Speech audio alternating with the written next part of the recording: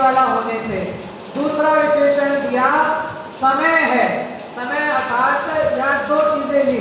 क्या लिया कि एक साथ जानता भी है और परिणमन भी करता है ना। जीव के जानना भी और देखना भी। जीव की परिभाषा में है जो जानता देखता है, तो जान भी रहा है और उसी समय परिणमन भी कर रहा है। ऐसा जो जानता देखता जीव है वो समय है। फिर लिखा समस्त नए पक्षों से अभिहित एवं एक ज्ञान स्वरूप, अर्थात नयों से अमिश्रित होने से, एक ज्ञान स्वरूप होने से कैसा है? शुद्ध है। नए समझते? नए किसे कहते हैं?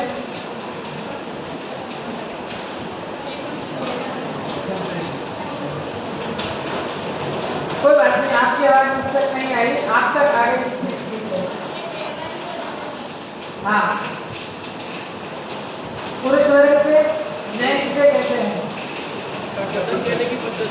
हाँ, कई बार तो रहता है सेम टू सेम। इधर से तो भैया उन्हें जो कहा वो लगा लेना ना, सेम टू सेम उन्हें जो कहा वो मान लेना।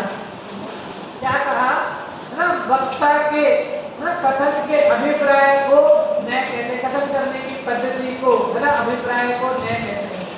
नए बहुत प्रकार के होते हैं, सामान्यतः हम व्यवहार और निश्चय तो नाम जानते ही हैं। तो यहाँ क्या लिख रहे हैं आचार्य कि नए पक्षों से अमिश्रित जितने भी नए हैं, चाहे वो आप निश्चय में हो, चाहे व्यवहार में हो, चाहे व्यवहार के भेद में है ना, उपचार का नए हो, जो भी नए हो, समस्त नयों से क्या है? अमिश्रित होने से, समस्त नयों से अमिश्रित एकमात्र ज्ञान स्वरूप होने से ये आत्मा कैसा है? शुद्ध है।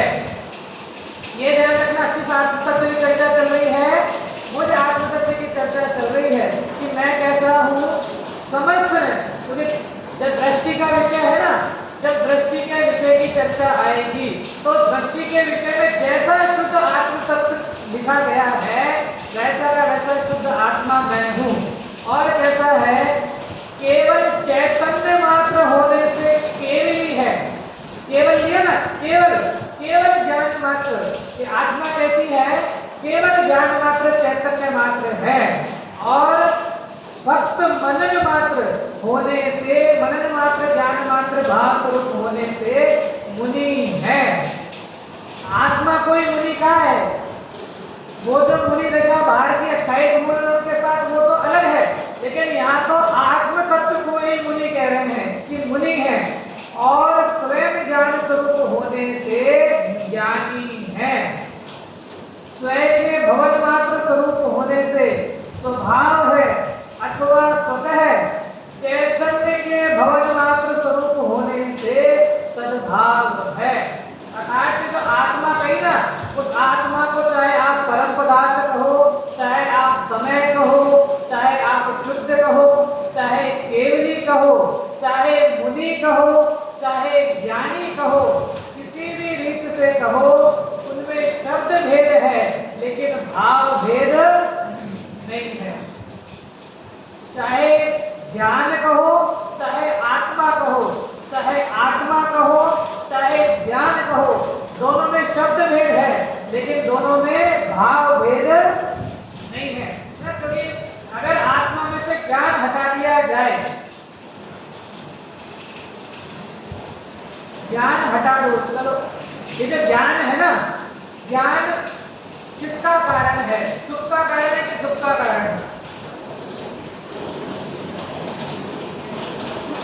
क्या पूछा? ये जो ज्ञान तो सभी में है कि नहीं? यहाँ जितने भी बैठे हैं सब ज्ञानी है कि अज्ञानी?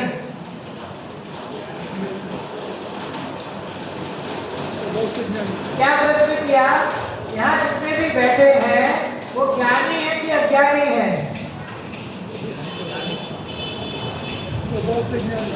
हाँ, ज्ञानी है कि अज्ञानी है?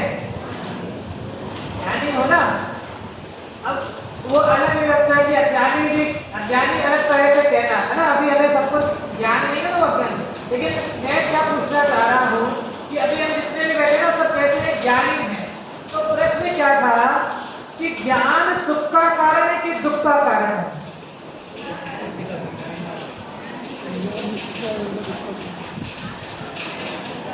चलो उदाहरण देता हूं। अरे स्वभाव का ज्ञान सुख का कारण है, स्वभाव से ज्ञान सुख का कारण है, वर्तमान में दुख का कारण है।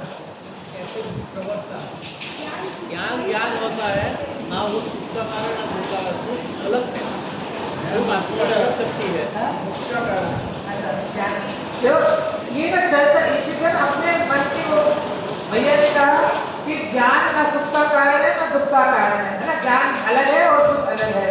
भैया ने कहा कि ज्ञान तो मोक्ष का कारण है ना। चलो मैं एक उदाहरण देता हूं।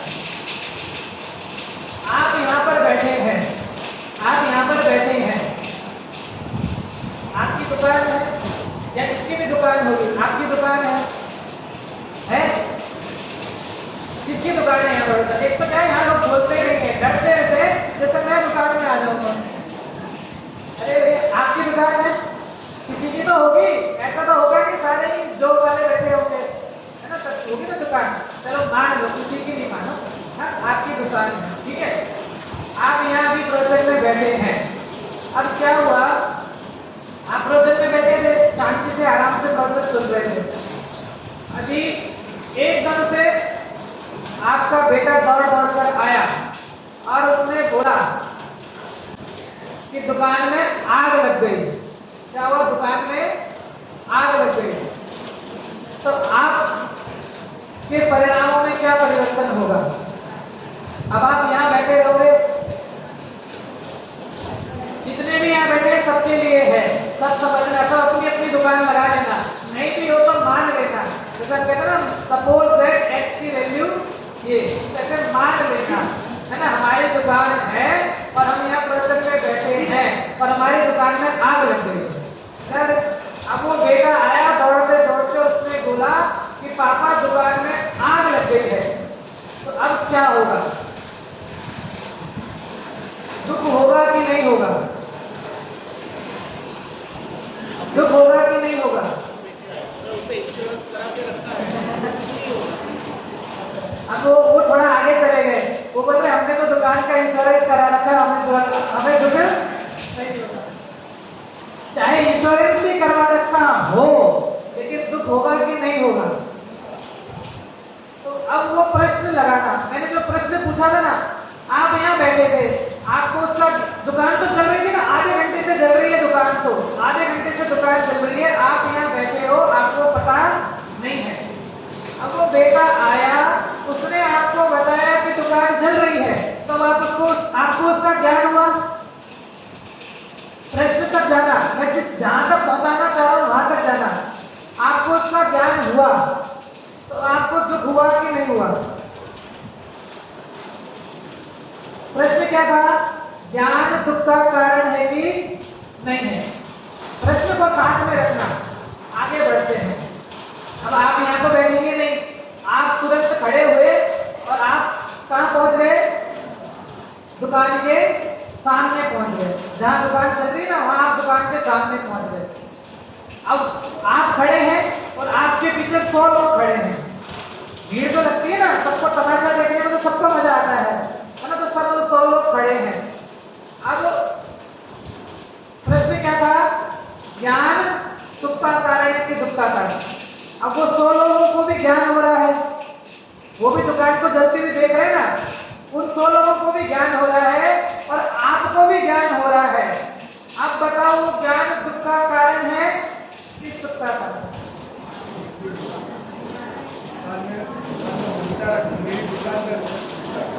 चलो ये प्रश्न साथ में रखना, आगे चलते हैं। ख्याल में आना ना किस स्थिति में क्या चल रहा है, ऊपर नीचे ख्याल में आना चाहिए। आगे बढ़ते हैं। अब आप खड़े हो गए, सामने दुकान चल रही है, आप बोल रहे हाय मेरी दुकान चल रही, हाय मेरी दुकान चल रही, है ना, मेरा इतना नुकसान हो गया, मेरी दुकान चल रही। अब उतने में आपका दूसरा लड़का आया और उस लड़के ने आकर बोला कि पिताजी क्यों रोते हो, इस दुकान का तो सौदा हमने कल ही कर दिया, है ना। उस दुकान की बात चल रही थी 1-2 दिन से, हमने कल रात को ही इस दुकान का सौदा कर दिया और ये टोकन का पैसा है आप क्यों रोते हो? अब बताओ वो दुकान जल रही है कि नहीं जल रही? वो जो सामने जल रही है दुकान, वो जल रही है कि नहीं जल रही है? अभी भी जल रही है। अब आपको दुख हो रहा है कि सुख हो रहा है? आपको दुख हो रहा है कि सुख हो रहा है? एक क्षण पहले तो आप रो रहे थे ना कि मेरी दुकान जल रही, मेरी दुकान जल रही, मेरी दुकान जल रही। एक क्षण में ऐसा क्या परिवर्तित हुआ? चलो कोई नहीं, प्रश्न साथ में रखना, आगे बढ़ते हैं। उतने में एक और जो ब्रोकर था ना, वो ब्रोकर आया दौड़ दौड़ के कि अरे भैया, आपको मैंने इतने फोन किए, आप फोन ही नहीं उठाते हो, मैंने कितने फोन कर लिए, वो जो सौदा किया था ना रात को, उनने तो रात में ही कैंसिल कर दिया था। मैं आपको बताना चाहता था, आपका फोन ही नहीं उठ रहा था। अब बताओ दुकान जल रही कि नहीं जल रही? दुकान जल रही कि नहीं जल रही? ज्ञान किसका कारण है? ज्ञान हमने जो मान रखा है ना, हमारी जो मान्यता है, हमने इस ज्ञान को ना, ये जो बाहर के जो संयोग है ना, ये जितने भी संयोग, ज्ञान को भी एक बात इधर रखो, तो जितने संयोग है ना, वो संयोग भी दुख का कारण नहीं है। वो जो दुकान जल रही है ना, वो दुकान दुख का कारण नहीं है, वो दुकान मेरी है, ये दुख का कारण है। वो जो, क्योंकि मैंने कहा ना पीछे 100 लोग खड़े हैं, वो 100 लोग भी देख रहे हैं दुकान जलती हुई, लेकिन उनको दुख नहीं होता है ना। कुछ लोगों को तो आनंद हो रहा होगा, कुछ होते हैं ना रिवाइवल, है ना, ऐसे जो आपके बाजू वाला वो सोच रहा था अच्छा हुआ, है ना, तो कुछ लोगों को तो आनंद भी आ रहा होगा। तो वो जो संयोग है, हमने जिन संयोगों को दुख का कारण मान रखा है, वो संयोग दुख का कारण नहीं है, उन संयोगों का ज्ञान दुख का कारण नहीं है, क्योंकि ज्ञान तो सदैव सदा काल सुख का ही कारण है। यदि ज्ञान बंधन का कारण हो जाए, फिर मुक्ति का कारण हम किसे कहें? हमारा विषय है ना, ज्ञान से ही मोक्ष की प्राप्ति, ज्ञान मात्र मोक्ष की प्राप्ति, ज्ञान ही ना, वो ज्ञान कहो, स्वभाव कहो, आत्मा कहो, सब एक ही पदार्थ है। जो जलती हुई देखकर जो दुख हो रहा है, वो किसका दुख है? कि जो दुकान, उदाहरण पूरा वो घर पे जाकर विस्तार से घटित करना, एक क्षण पहले दुकान मेरी थी तो दुख हो रहा था, एक क्षण में दुकान दूसरे की हो गई तो वो सुख हो गया, फिर एक क्षण बाद दुकान वापस मेरी हो गई, फिर दुखी हो गया। तो वास्तव में दुख का कारण क्या है? जो मोह है ना, इसके लिए आचार्य कहते हैं जो द्रव्य मोह है ना, अनादिकाल का जो मोह पड़ा हुआ है, उसको निकालने के लिए मैं कमर कस के तैयार होता हूँ। क्योंकि बाकी सब कार्य तो अनादिकाल से बहुत किए, लेकिन ये मोह ही ऐसा है जो आज का जो दर्शन मोह है ना, दर्शन मोह ये जो है, ये मोह ऐसा है जो आज तक मेरा गया नहीं है। तो अब कुछ ऐसा प्रयास करूं, और वो किससे जाने वाला है? यहाँ लिखा ना, ज्ञान मात्र ही, सबसे पहली पंक्ति थी इस गाथा के टीका में, क्या लिखा था? ज्ञान ही मोक्ष का कारण है। तो जो ज्ञान है, इस वास्तविक ज्ञान को, उसमें उन्होंने उसका हेतु भी बताया। क्यों? उसी के आगे लिखा था, क्योंकि ज्ञान शुभ अशुभ कर्म के बंध का कारण नहीं होने से। टीका की पहली पंक्ति, ज्ञान को मोक्ष का कारण कहा और उसका हेतु बताया। क्या बताया? कि ज्ञान शुभ अशुभ कर्म के बंध का कारण नहीं है, इसके लिए ज्ञान ही मोक्ष का कारण है। हम सभी उस ज्ञान को समझें, उस ज्ञान स्वरूप आत्म तत्व में लीन हो और पूर्ण ज्ञान की प्राप्ति करके मोक्ष दशा की प्राप्ति करें। इस भावना के साथ अभी की बात समझता हूँ। एक छोटा सा निवेदन है, अगर आपके पास में 5 मिनट का समय हो तो जितने भी युवा वर्ग में बैठे हैं, महिला पुरुष कोई भी, पीछे जितनी भी ध्येय रचना रखी है, आज मैंने पूजन में देखा सबके अंदर बहुत सारे चावल हैं। और क्या होता है, वो चावल जब जिनवाणी के अंदर रह जाते हैं तो उसके पेड़ों को आप देखना, उनके पेड़ों को क्या कर देते हैं, पूरा गंदा कर देते हैं। मतलब जैसे ये जितना भी ऐसा दिख रहा है ना आपको, ये जो पानी में ऐसी दिख रही है, और कुछ समय पश्चात यही धीरे धीरे बाइंडिंग उसकी फट जाती है और वो पेज फट जाते हैं। तो अगर 5-7 मिनट का आपके पास समय है तो जितनी भी चीजें रचना रखी है, खाली इतना करना है, एक बार ऐसे ऐसे करके उसके अंदर जितनी भी चावल आती है उनको निकाल दे, जिससे क्या है बीमारी हमारी काफी समय तक चलेगी। हम सभी मोक्ष की प्राप्ति करें इसी भावना के साथ।